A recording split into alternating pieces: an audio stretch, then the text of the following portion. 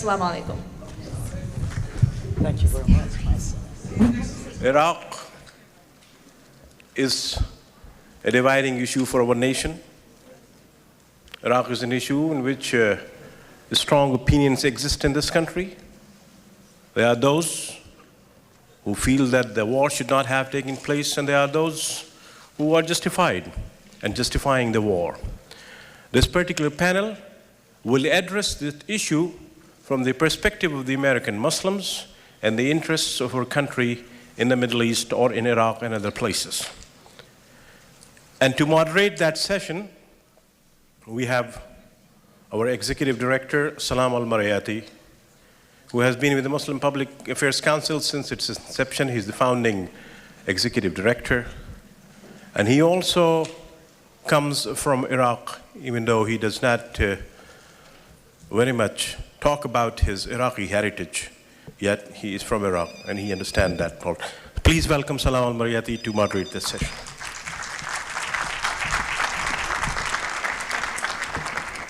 Thank you very much. We want to welcome you to this working lunch.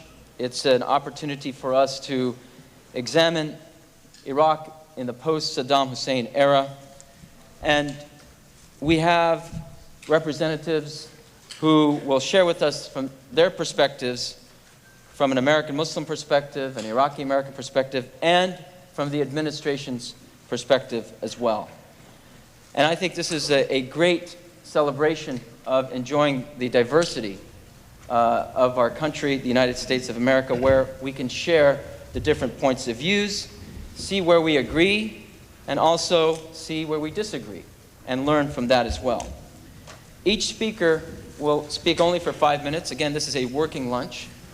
And we are going to engage with the audience, so your questions will be taken by the ushers. And we will ask the speakers the questions, and we'll engage in a discussion on the panel as well. Our first speaker will be Ali Tolba. He's an associate director in the White House Office of Cabinet Affairs. He is also the president's liaison to the Arab and Muslim American communities. In the weeks following Operation Iraqi Freedom, Ali was assigned to Baghdad and has spent the last 6 months working for Ambassador Paul Bremer on the reconstruction of Iraq. Following him will be Jaffar al-Qazwini. He was born in Karbala, Iraq in 1970, came to the United States in 1989. He is a founder of Assidiq Foundation here in Claremont, California, that promotes education, and it sponsors a school called the City of Knowledge.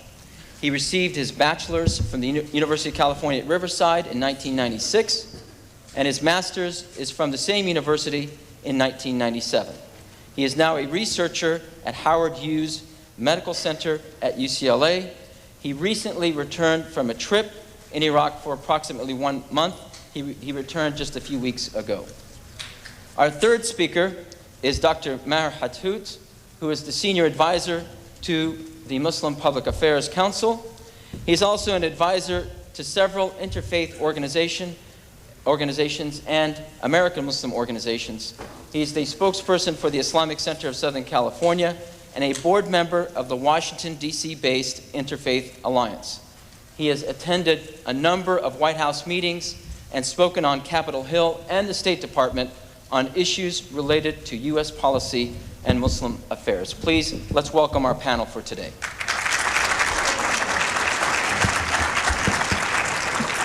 And as I said, we will have each of them speak for 5 minutes. Mr. Tolba will be first, followed by Mr. al-Qazwini, and then Dr. Hathout.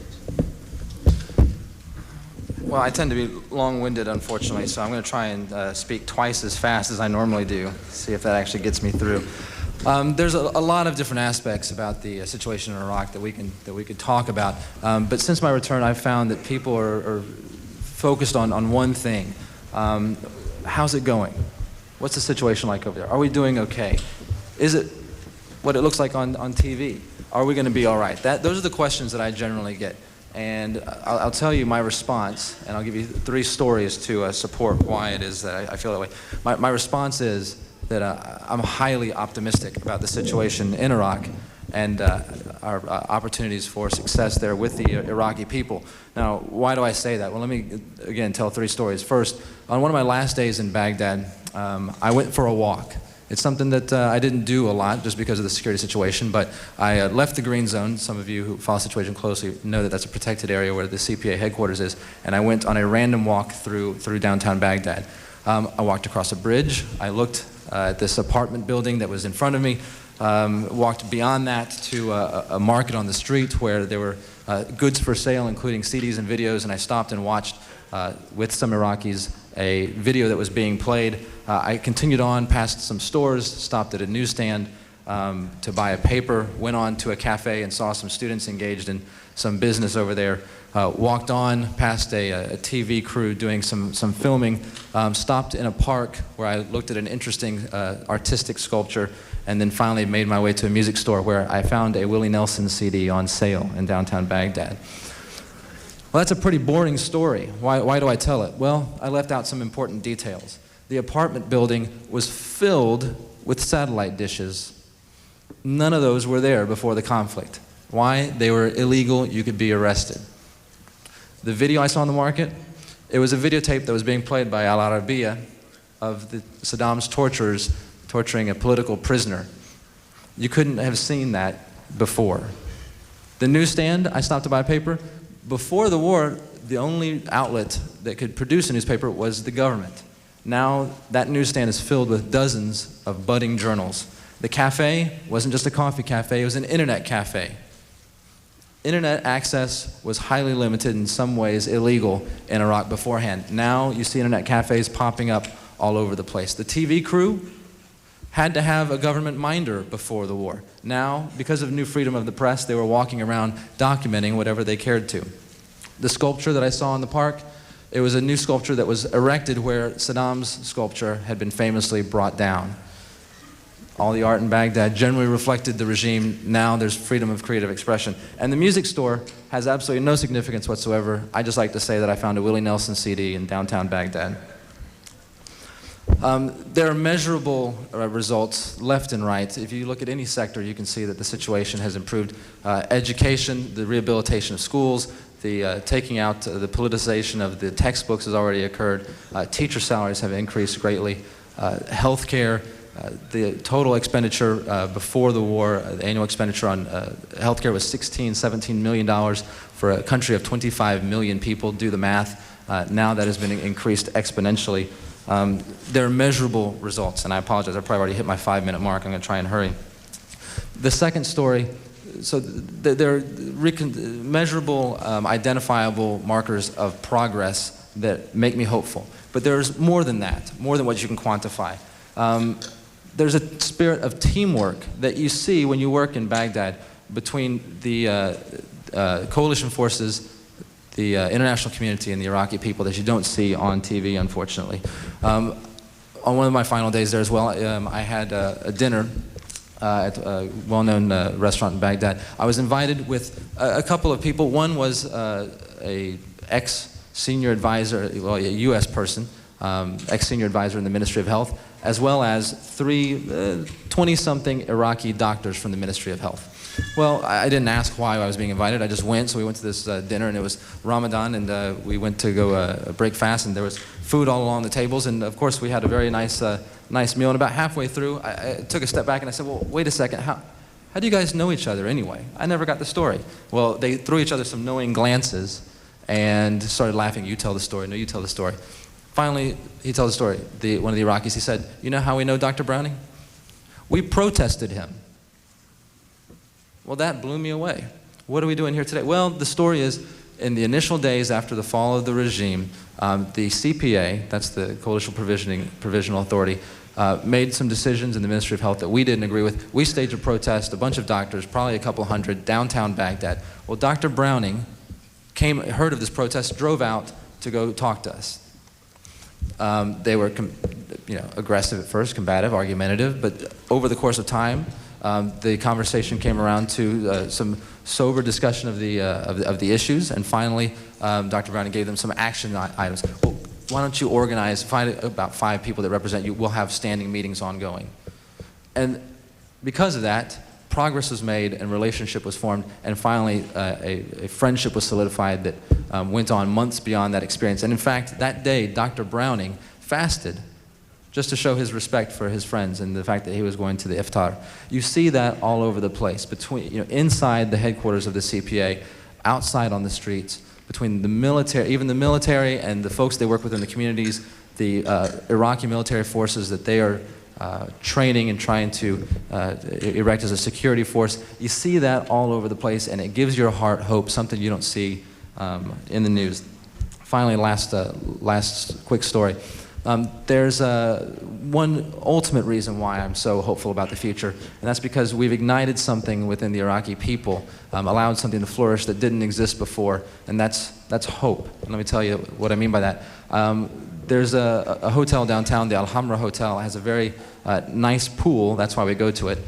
We would venture out to just try and have a little bit of a normal life in the evening. And it was a place that you would find different folks, media, military, Iraqis, NGOs, etc. And one day we found ourselves sitting at a table with a couple of Iraqi students from Baghdad University. Of course, conversation struck up. We exchanged all kinds of ideas and views about the war, about what life was like now. And unfortunately, the conversation came around to civilian casualties, which is always obviously a very difficult thing to discuss. And I was talking about, well, how do you deal with that? Are there prices that have to be paid for freedom? I was just questioning exactly, how does one deal with that? And he got very serious, and we had, built up a nice friendship over these 30 minutes. He got very serious, and he looked at me and he said, well, how would you deal with it? What if this was one of your relatives? Is that a price that you would pay? And he confided that something had actually happened to either a friend or relative of his. And he was a bit upset about it, and I didn't know how to respond to that. And I got a little bit sad. I mean, I got quiet. I didn't quite know how to respond. And I sat there in silence for a minute. And I guess he detected the silence and had seen that after this 30 minutes of a nice conversation, maybe I felt quite uncomfortable and quite sad about what he had said. And he leaned over the table and put his hand on my shoulder and said, "But the freedom, it is good." And that's the bottom line to a lot of Iraqis that I meet. But the freedom, it is good. Thank you.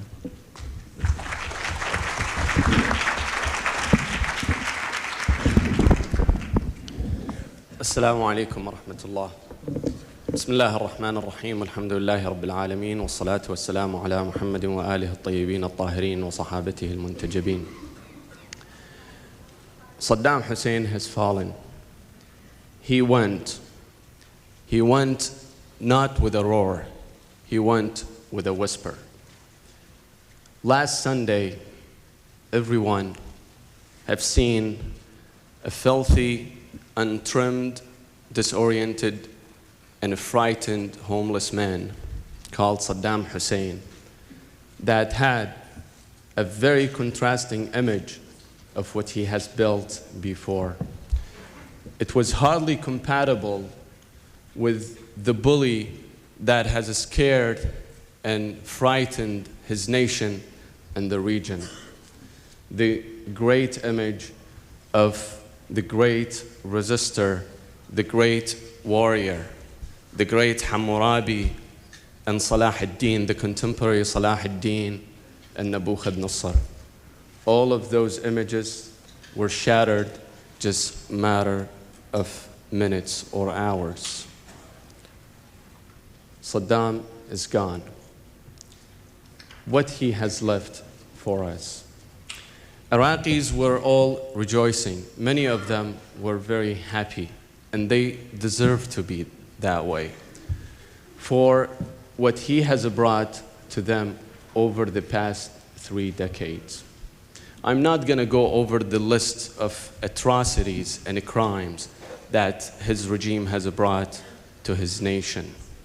Just look at the mass graves that, with no exaggeration, there is no single week passing in Iraq without finding a new mass grave. I was just telling my friend Ali about the last day that I left Iraq and came back. The day before, there was a mass grave found in my hometown, Karbala. In the middle of the boulevard, the in the divider between the two sides of the boulevard, they found a mass grave contains 66 remains. He ran out of the places and the grounds that he kept digging the boulevards and putting them there. From the crimes that he has committed against the Kurdish people in Kurdistan, the atrocities that he has committed against the Marsh Arab in the south, where he dried out the marshes and depopulated the people, to the state of economy, to the destruction of economy. If you want to know, if you want to have a feeling of what Saddam Hussein has done to the economy, imagine this. In 1968, when the Ba'ath Party came to power, at that time, OPEC was not established. At that time, the barrel of oil was sold at $2 or $3 per barrel. In the early 70s, when OPEC was established, the barrel of oil jumped from $3 to $36. Let's ask ourselves, where did this money go? What did he do? I went to Iraq. I spent 1 month. I spent it in slums. The entire country is run down. I mean, imagine if there is a little rain would pour. There is no sewer system in the overwhelming majority cities in Iraq, let alone the sanitations and the garbage and those things. Since 1983, Iraq did not even declare a fiscal budget. Every penny that was spent, what was Iraq getting, was going right to his pockets and his cronies. Iraq did not have a fiscal budget. And imagine the second largest oil reserve is left with $130 billion. And this is the base. If you want to add the interest, if you want to add the reparations and compensation, it tops at $300 billion. That's the legacy of Saddam Hussein. That's what he has left to his own people. Now, there are lessons to be taken from this. Allah subhanahu wa ta'ala in the Holy Quran tells Fir'aun, فَالْيَوْمَ نُنَجِّيكَ بِبَدَنِكَ لِتَكُونَ لِمَنْ خَلْفَكَ آيَةً. It's going to be a great lesson for people who would follow you. And we will have a great lesson. The first ones to take a lesson from the Iraqi people themselves. The Iraqi people should strive not to let another dictator, another despot to rise again and subject them to all kind of barbaric acts and atrocities. I remember in 1979, we left Iraq in 1971. And we kept going to Iraq every year with my mother to visit our relatives. And in 1979, I remember this vividly. We were telling our aunt that, Auntie, why don't Iraqi people revolt against this regime and get rid of him? Don't you see Iran? Don't you see what people did in Iran to the Shah of Iran? She told us, well, you know, our sons, our youth, dear greatly to us. We cannot afford them to see killed. The same aunt, in 1983, she lost 1 son. In 1991, she lost 2 sons, total of 3 sons, the same aunt. They should not appease another dictator. I remember when I was a college student, we were studying the German polity. They have a great thing in their constitution, and that says, whenever there's an entity or a government wants to strip people from their freedom or hijack democracy, the people have the right to bear arms. I think something similar should be stated in the new Iraqi constitution. They should not allow another despot to come out and subject them to the atrocities that Saddam Hussein has done. The second piece of advice goes to all tyrants in our region. Let's see what has happened to this strong man. Their turn is coming very soon. Their people will one day prevail. They should take a good lesson. And my third piece of advice goes to those admirers, those people who run into the streets carrying his pictures and saying slogans in his behalf. I would like to tell them that they have a just cause. Their cause is very well taken. But do not spoil it with this poor example of Saddam Hussein. Saddam Hussein would care the least about them and the rest of the nations. And the fourth piece of advice goes to our government here in the United States. I would like to tell them that do not betray, do not sacrifice the great principles that our forefathers has established in this country, which is democracy, freedom, and liberty for all. Do not sacrifice it for short-lived interest, for short-sightedness. The rat that we saw last week, he was a rat 30 years ago. Do you know who made him a lion? Do you know who made him such a giant monster? It was the West. It was our government who blindly have held him.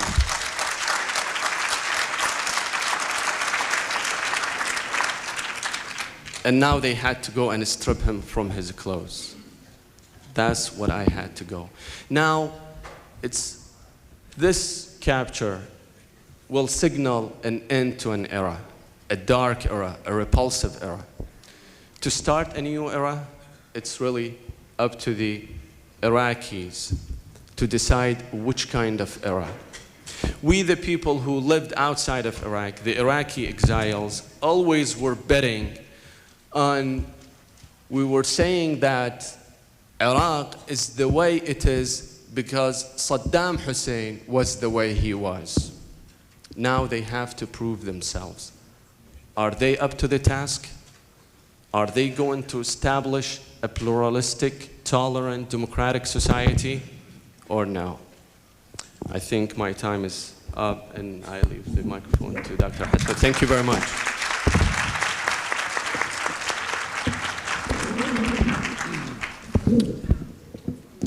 Bismillah ar-Rahman ar-Rahim.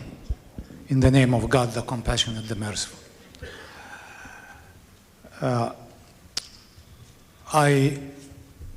I'm not going really to talk about Saddam Hussein for several reasons. Number one, the subject is eloquently covered. Number two, really, any dictator is not worth it. I think we have more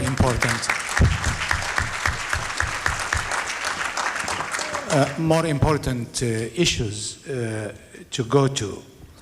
Although I have to admit that the capturing of the man made this session more important. However, I am a physician by training, and we have learned that when you see a patient comes to you with a pustule, don't treat the pustule. Pustule is a boil with pus. Just to see what happened, because it is usually a manifestation, or it can be a manifestation of a more serious and fatal disease. And Saddam Hussein, like all the dictators, those who are gone and those who are sitting, and some of them in a cozy place on the lap of our government,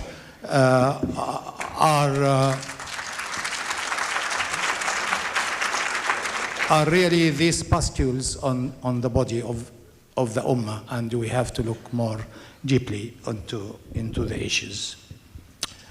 I have also to admit that I am amazed by the pundits coming now on TV and talk a lot about Saddam Hussein and his future.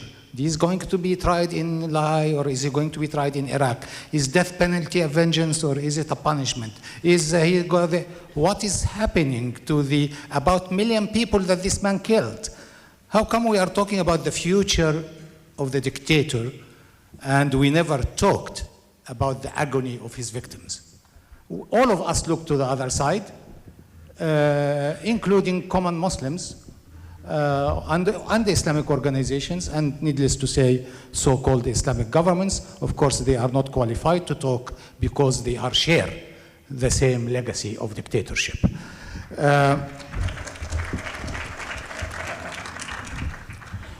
The issue the issue that we have to face as Muslims who yearn for progressive thinking and who are looking for human rights, the issue is that very malignant disease called dictatorship. We really have to study it as a disease that have, again, I go to medicine again, that have a very predetermined, predictable life cycle. No one have the right to be surprised. Things start, number one, goes number two, number three, and it ends up by a disaster. Let me go through some of these landmarks of the life cycle. Number one, a sense of defeat in the nation, in the ummah. Unsolvable crisis, economic or education or whatever. Sense of depression and despair. And I'd like you to tune to the news that comes from over there or the dialogues or conversation. If you want to put one title, depression. Next title, insanity. But it starts by depression. Negative emotions usually emerge. Disappearance of rational analytical thinking. Nostalgia to the glorious of the past. Things were good at the time of Umar ibn Khattab and Allahu Akbar at the time of Salah ad-Din, and lots of talks to tantalize, to hypnotize, to hashishatize us by going to the nostalgia of the past. Yearning to the supernatural to interfere. This is happening, but inshallah God will get them. God told us, if you don't get them yourself, enjoy them. And I'll get you on the day of judgment also. So, but you find this yearning to the supernatural to interfere, then the disintegration of organized group. Due to accusations, counter-accusations, this is a traitor, no, the other one is a traitor, this is a kafir, and so on. It results in disintegration of organized groups. Then, in that atmosphere, here comes the hero. The dictator walks into the stage of history, usually riding on the vehicle of the only organized group that's left. Be it a religious party, be it a political party, in our part of the world, military comes handy. Military is already organized, already there. Whoever can jump to the tank and take it to the palace is the new ruler. That new hero will come with charisma, not statesmanship, with slogans, not opinions, with promises of easy solutions, then followed by a wave of demagoguery and demand for conformity. There is always a creation of common enemy outside and a scapegoat inside. And by the way, even in our country, one of the greatest democracies, you find that. There is a common enemy. We are at war. During my young years was لا يعلو صوت فوق صوت المعركة. No voice is allowed to overcome the voice of the battle. Where is the battle? We don't know. What war? We don't know. But your voice is not allowed to appear because we are listening to another voice of the glorious future. And a scapegoat inside, whether from the illegal immigrants to the Muslims to the blacks to Latinos to whatever. And of course, in our part of the country, we have our scapegoats. Security becomes the most important issue. Then constitution is diminished. Media becomes a tool of propaganda, not media. Then secret police become polices because each dictator creates several systems to spy against each other. Become the heroes of the day. and become the most important power in the society. And guess what they achieved at the end? Not that people become afraid of the ruler. No, that's easy. Up till now, you can still overcome a dictator. Once people become afraid of each other, this is when the dictator is established. I'm afraid to talk to you. You might go and tell on me. And they pass rumors and they say, by the way, did you hear about the brother who spied on his brother in Iraq? They glorify a son who reported his father. They get him on TV. What is the message? The message is even your son at your home, even your flesh and the blood, your body will spy on you. And once they reach that stage, dictatorship becomes irreversible disease. It has to end up by a disaster. In short, dictatorship should be prevented, not treated. Because once it lasts, until you have to treat it, the treatment is more painful and more damaging, sometimes more than the disease itself. And so we should not take things for granted. We should not feel any false sense of immunity. And I'm saying it loudly and clearly. We goofed when we were young, and we are goofing now. If we allow the Constitution to be diminished, if we allow laws that are bad reputed laws, if we allow people to be stripped of their citizenship, if the media allows itself to be tools of propaganda, if we don't dare to speak out and assemble and mobilize, if we can be detained without the right of lawyer, etc., no country is too immune or too big to fall under dictatorship. Thank you.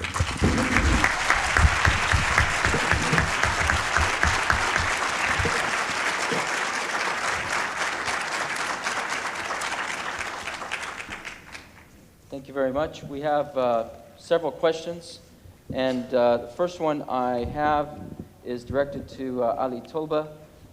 If the Iraqi people had voted in a referendum for the United States to leave today, what would the Bush administration be expected to do?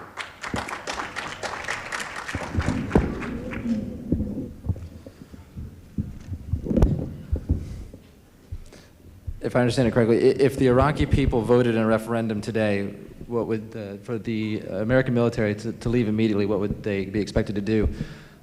It's always difficult to answer a hypothetical that doesn't seem to be reflective. Well, we don't have any reason to believe right now, at least not through my personal experience, not through our interaction with the governing council, not through working with our partners in the region. We don't have any reason to believe that there is a groundswell for coalition forces to leave immediately. I generally... Could I interrupt you, please? Mr. Ali Tolba is our guest, and we respect him as our guest, even though we may disagree with his opinion, so please show respect to all of our guests. Yeah, thank you. I've been in Iraq for 6 months, thank you. And I've interacted with hundreds of Iraqis, so you can imagine that I probably brought up these questions once or twice as an interested individual. And what I would tell you normally is, well, the vast majority of people that I talk to not only say they don't want us to leave immediately, they fear what would happen if we leave immediately. They fear internecine warfare. They fear that the situation isn't stabilized enough for the democratic process to take root. That's what I would normally say. It is not true. The fact is, no one has ever told me that they think we should leave immediately. I'm just allowing for the fact that surely there must be some people out there that feel that. The fact is that at this moment, the overwhelming majority of people have, they are waiting for the democratic process to take root. They are trying to partner with the coalition forces, with the CPA, to create a sound foundation for democratic processes and institutions in the future. That is my answer to your question. Thank you very much to Dr. Jaffar al-Qazwini.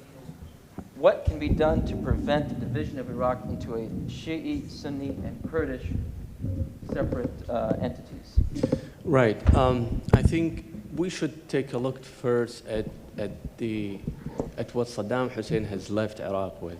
Unfortunately, he has left no legacy for a civil society. I mean, you don't see a horizontal talk between people to people. It was only a one-way monologue from top to the bottom. People could not express their opinions. What is incumbent upon the new regime in Iraq to establish democracy or freedom or keep the integrity of the territorial integrity of Iraq intact is to establish the software, as they call it, for democracy, the civil institutions, the free press, the free and independent democratic parties. The Kurds, they have gained their independence practically since 1991, and they have no problem with that they would declare their independence. But their leaders seem to be very rational and mature enough not to do that, because they know their advantage being a prosperous Kurdistan is within Iraq itself. And the Shia majority also have the same feeling. To be a prosperous Shia in Iraq should be within the integrity of Iraq. Now we have the problem of the alienated or isolated Sunnis. And I think when it comes to trying Saddam Hussein, putting him in court and trialing him, if this trial is wise enough and prepared meticulously for that, to show the alienated Sunnis that the atrocity that Saddam Hussein has committed was not only against the Shia or the Kurds, it also was directed to themselves, to the Sunnis. They will also get involved. For a prosperous Iraq should be as inclusive as possible to contain all the sectarians, all religions, and all ethnic groups. Thank you very much. And to Dr. Hattout, in the formation of a new Iraqi government, there's a debate as to the nature of this government, whether it should be Islamic or secular. Could you comment on that?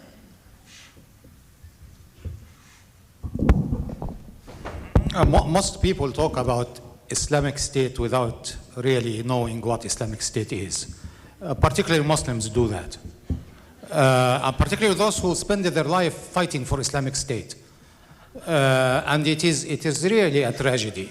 In Islam, and I like what Muqtadir Khan in the morning said, in Islam, we don't have that need to say this is religious and this is secular, because Islam does not yield itself to a religious hierarchical structure. The question is, do we want a theocratic state? Absolutely not. A state with some people wearing turbans or wearing imma. That's Shia or Sunni, for those who don't know the jargons. And having a book and they say, this is the law of Islam, and if you disobey me, you are disobeying a God, so I'll chop your head off. That's wrong from Islamic perspective, and it is wrong democratically, and it is bad for the people. If we mean by Islamic state, the state that will establish the divine justice of God, which is gifted to every human being, regardless to race, color, religion, or gender. Awsaf Ali, I hope he is here, or gender. And that all people are equal in front of the law, and the people should hire or fire their servant that they call leader. And the people have the right to argue their cases in gatherings, in parties, and to write their opinions in free press. You want to call it Islamic, call it. You want to call it potato, call it. You want to call it secular, call it. You want to call it religious, call it. But Imam Ibn al-Qayyim al-Juzayya said something very illuminating. Said, wherever justice prevails, and its light emanates, there is Sharia. Whereas there is no justice, there is no Sharia, no matter what the title is. So we are, for the right of the Iraqi people to say we are forming our constitutional democracy that respects our basic principles that we believed in according to the Quran and the model of Prophet Muhammad sallallahu alaihi wasallam. This does not contradict the democracy. This is the state we hope for ourselves, we hope for Iraq, and we hope for all good people in the world.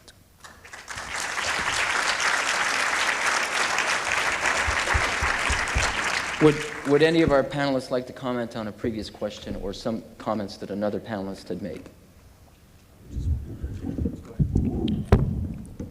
I'll just make one comment. The approach that I've seen in the CPA is that this is about the Iraqis. This is a decision that Iraqis are going to have to make for themselves. Not that I disagree with the answer given. I'd just like to add the fact that a lot of times the question is posed, well, what does the United States want? What does the coalition want? I think it's an inappropriate way to structure the question that I've seen out there because the focus is so much on making sure that whatever does come about is a reflection of the Iraqi experience, Iraqi values, and what society they want to create for themselves. Thanks.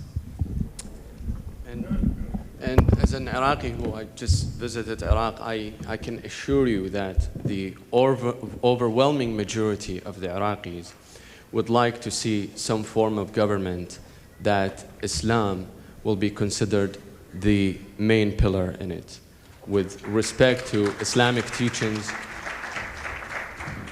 and Islamic ethics.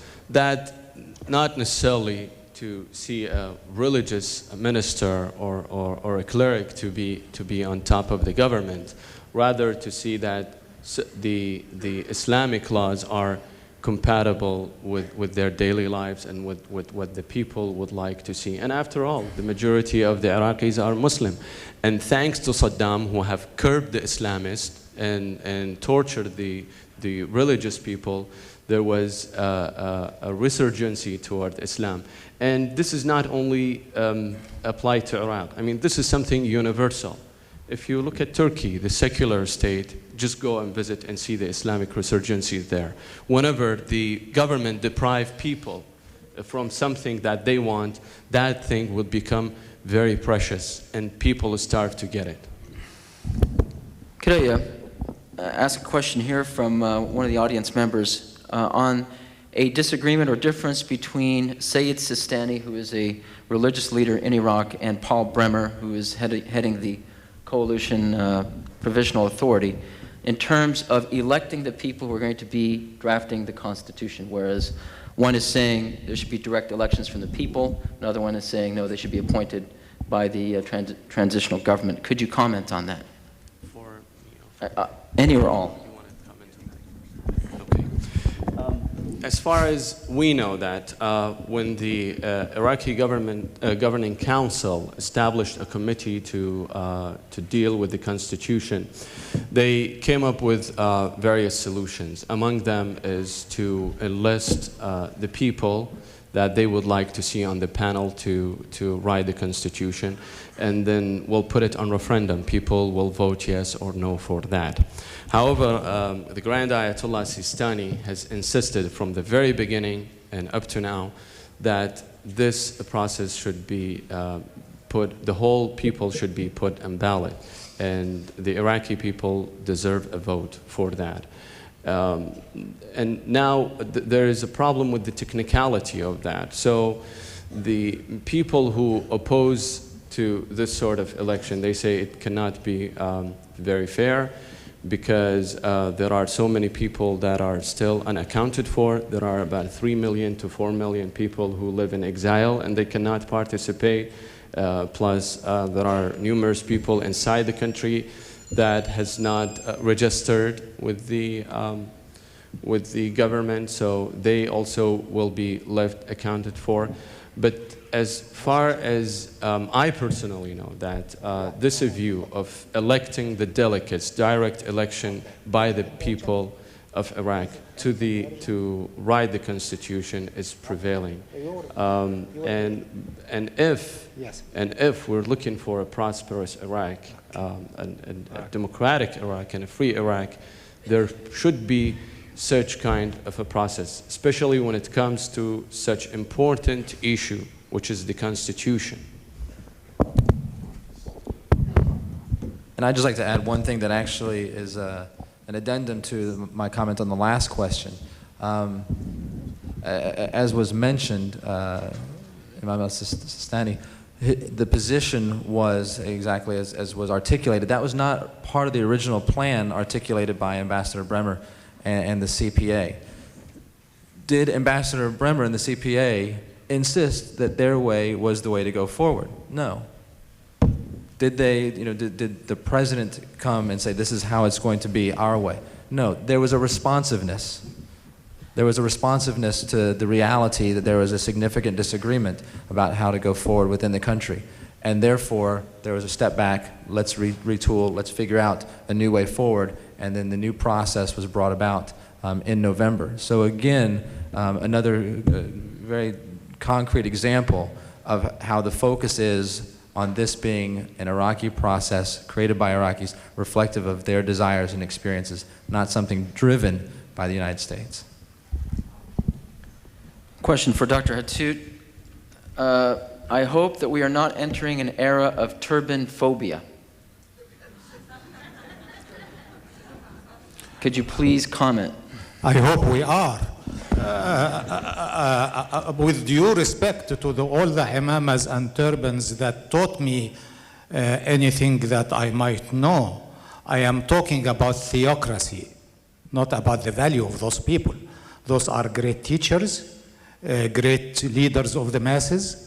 They are actually, in so many periods of our history, acted as the conscience of the Ummah, particularly the mullahs on the Shia side, I have to say that. But this is one thing completely different, is to have those people to rule the country in the name of God. In my humble judgment, this is wrong. It leads to a kind of coercion and repression. People should elect their leaders who are the most capable of running their affairs, regardless to their religious title. This is my humble opinion. I stand by it, I pay for it, and I meet God, inshallah, based on that.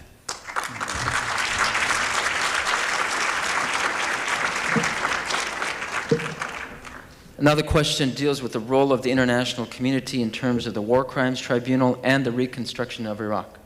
Could you please comment on how much the international community should be involved, and if the United States has impeded the involvement of the international community? One thing I didn't mention earlier was actually I was the Chief of Staff for the Council for International Coordination over in Baghdad for Ambassador Bremer, so it's something I've spent a good deal of time on. The doors for international participation are and always have been wide open. The coalition that was led to remove the regime was intended to be open for all that wanted to come, and even afterwards, after the fall of the regime, an open hand was extended to all countries that wanted to participate. We had over 60 countries in the coalition. I worked personally in the CPA with of course, Americans, people from the UK, Australia, Italy, the Czech Republic, Ukraine, Spain, North Korea, Japan, obviously a great number of countries. We have a multinational division that has taken over a good part of the country. The Madrid Donors Conference raised $13 billion from a wide variety of countries, and so this continues to be an international operation, and the desire to internationalize it further continues. As far as the actual international tribunal, and I hate to sound like a broken record, But I will reiterate, what I've seen myself, what Ambassador Bremer said, and what the President said. This is a decision for Iraqis to make for themselves.